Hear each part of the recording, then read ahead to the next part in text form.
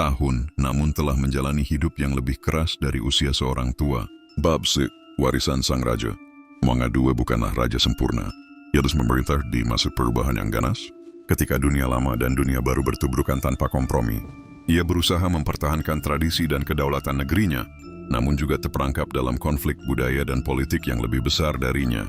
Namun dalam catatan sejarah Buganda dan Afrika Timur, namanya dikenang sebagai sang pejuang terakhir, raja yang berani menantang arus penjajahan, meski harus membayar mahal dengan takhta, tanah dan akhirnya hidupnya sendiri.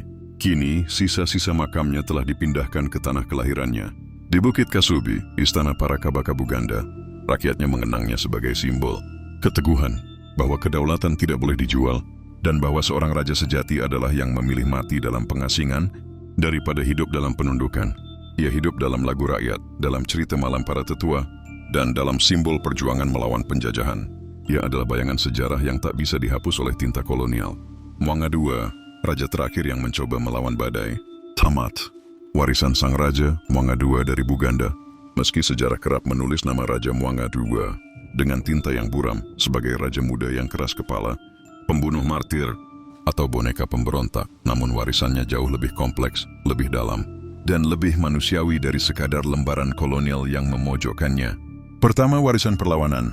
Mwanga adalah satu dari sedikit raja Afrika Timur di akhir abad ke-19 yang menolak tunduk secara penuh pada kolonialisme Inggris. Dalam usianya yang masih sangat muda, ia menyadari bahwa kedatangan misionaris dan pedagang Eropa bukan hanya soal agama atau dagang, tetapi tentang penguasaan. Dalam 2 kali pemberontakan besar, meski akhirnya gagal, ia menanamkan semangat bahwa Buganda tidak akan menyerahkan jiwanya begitu saja. Kelak, semangat ini menjadi benih bagi para pejuang kemerdekaan Uganda di abad ke-20. Kedua, martabat tradisi dan hak kedaulatan lokal. Mwanga bukan hanya melawan karena kehilangan takhta.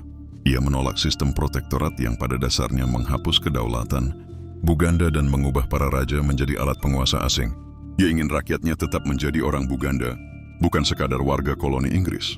Bahkan ketika para penasihatnya membelot dan bekerja sama dengan Inggris, ia tetap mempertahankan prinsipnya bahwa sang Kabaka, Raja, Buganda bukan sekadar simbol, tetapi penjaga jiwa bangsanya. Ketiga, tragedi para martir Kristen. Meski tindakannya terhadap para martir Kristen mudah sering disebut sebagai kekejaman, namun peristiwa itu justru menjadi katalis penting bagi identitas Kristen di Afrika Timur. Ironisnya, lewat kekerasan itu, para martir seperti Charles Lwanga dan kawan-kawan dikenang sebagai santo, dan Buganda menjadi pusat kekristenan Afrika.